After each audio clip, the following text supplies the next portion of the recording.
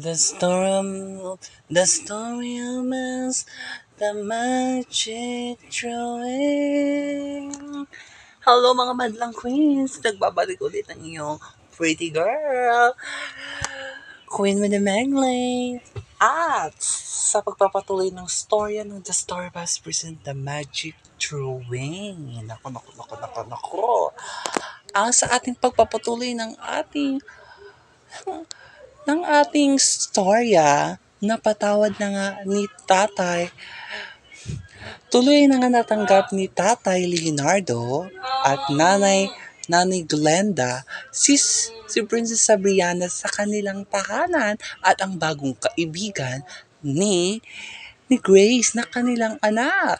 At samantalang si Mommy Glenda ay pinasok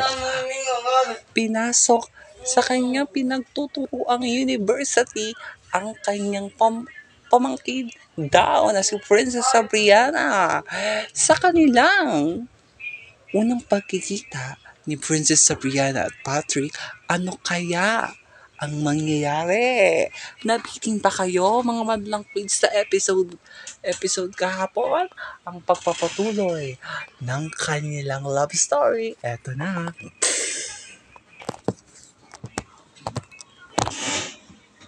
Ano ba yan? Sorry. Hindi mo sinasadya. Ha? Parang sinasadya mo eh. Hindi ko sinasadya. Sorry na. Ikaw? Di ba ikaw yung kaklas? Di ba ikaw ang kaklase ko? Sa klase ni mama kanina? Sa klase ni tita kanina? Ako nga pala. Ako pala si Patrick. Sabriana. Pero hindi ako Sabriana. Parang nagagalit ka. Parang galit ka. Galit talaga ako. Nabangga mo ako. Ihahina ako. Diyan ka na nga. O pare. O bakit parang nakatulala ka na naman? Nakalala ko na yung pamangkin ni Ma'am Glenda, yung advisor natin, yung professor natin. Kaya naman pala kinikilig Kaya ka naman pala kinikilig.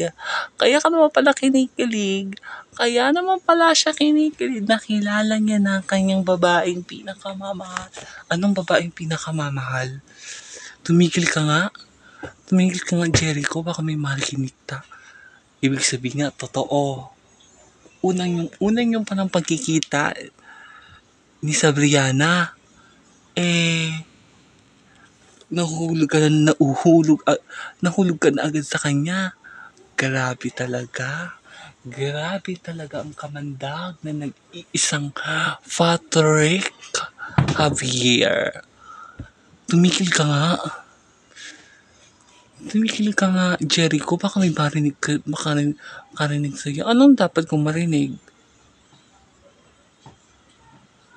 Trisha? Anong ginagawa mo dito? Anong ginagawa ko dito? Syempre, dito din ako nag-aaral. Patrick, ha? Hindi lang ikaw ang pwedeng tumari dito. Ako rin. Kaya wag mo kong inaaway-away na ganyan. Chillax lang. Trisha, galit ka naman agad.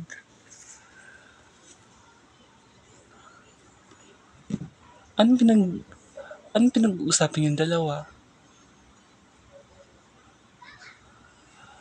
May nakilala kasi tong si Patrick ng bago niyang tatargetin. Magiging girlfriend. Tumigil ka nga. Sino tong babae na to? Si Sabriana. Ang bagong transfer sa klase namin kay Miss Glenda. Ang pamangkin pa ni Miss Glenda. Tumigil ka nga. Totoo ba to? Pahihiwalay lang natin dalawa? ipagpapalit mo agad ako. Tumigil ka nga, Trisha. Wala naman na tayong dalawa eh. Kaya wala kang karapatan para questionin kung sino ang gugustuhin ko. Wala na nga tayong dalawa. Pero hindi pa rin ako nakipaghiwalay sa'yo.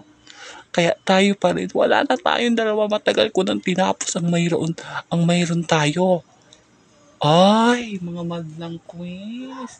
Ni-real talk ni Patrick si Trisha. Ngayon lumabas na ang ating mga kontrabida na si si Trisha. Naku. Ano kayo ang magiging papel ni Trisha sa buhay ni na Princess Brianna at Patrick? Panoorin na ang pagpapatuloy ng kwento. Wow, niritual ka naman ata, Trisha, ni Patrick. Tumigil ka nga. Kailangan ko makilala yung sa Brianna na yan. Ba't mo pa kailangan makilala sa Brianna?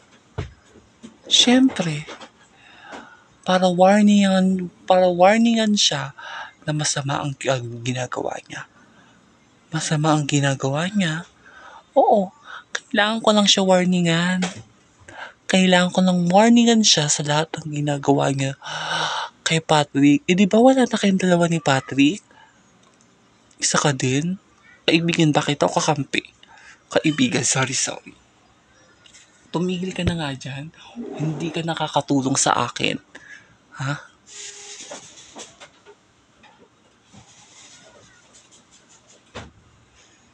Ano naman ang gagawin mo ngayon? Ano ang gagawin ko? Kailangan ko makilala yung sa Brianna na yan. Hello, ma'am. Yes? Ma'am, meron daw po kayong bagong transfer dito sa klase ninyo? Yes. Yun ang aking pamangkin na si Sabriana Victorina Bautista. Bakit? Bakit mo gustong malaman? Di ba nasa kabilang section ka?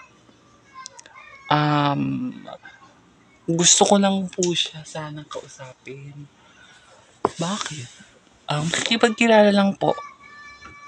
Kung gusto mo makipagkilala sa pamangking ko, pumunta ka sa classroom nila. Andoon siya ngayon.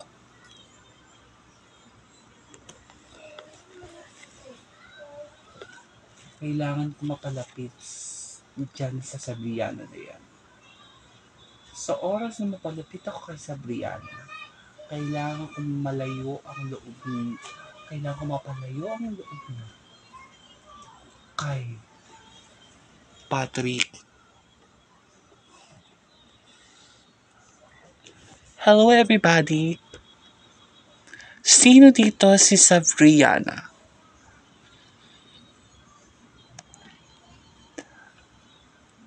Hello, ako yon. Sino kayo? Hi! Ako nga pala si Trisha. At ang kaibigan ko, si Han. Hi, ako lang naman ang kaibigan, ang girlfriend ni Patrick Javier. So, bakit mo kailangan sabihin sa akin yan? Wala naman kami relasyon dalawa.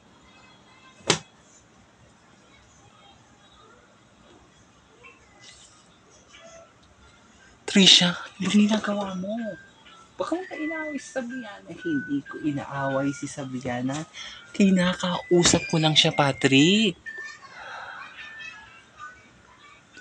Gusto lang kitang pahalahanan, Sabriana. Kailangan yung kalandian mo dapat isang tabi mo muna. Boyfriend ko ang nilalandi mo. Anong pinagsasabi mo? Ano pinagsasabi mo? Ha? Hindi kita kilala At wala akong balak agawin yung boyfriend mo sa'yo. Wala akong balak agawin ng boyfriend mo sa'yo. Kahit kailan hindi ko aagawin siya. Kunwari ka pa, tumikip ka na nga, Trisha. Sorry Sabriana ha. Ako na humingi ng sorry sa ginawa ng kaibigan ko. Kaibigan ko lang siya, hindi ko siya girlfriend. Ano ba Sabriana? Ano ba Trisha mong ginagawa mo?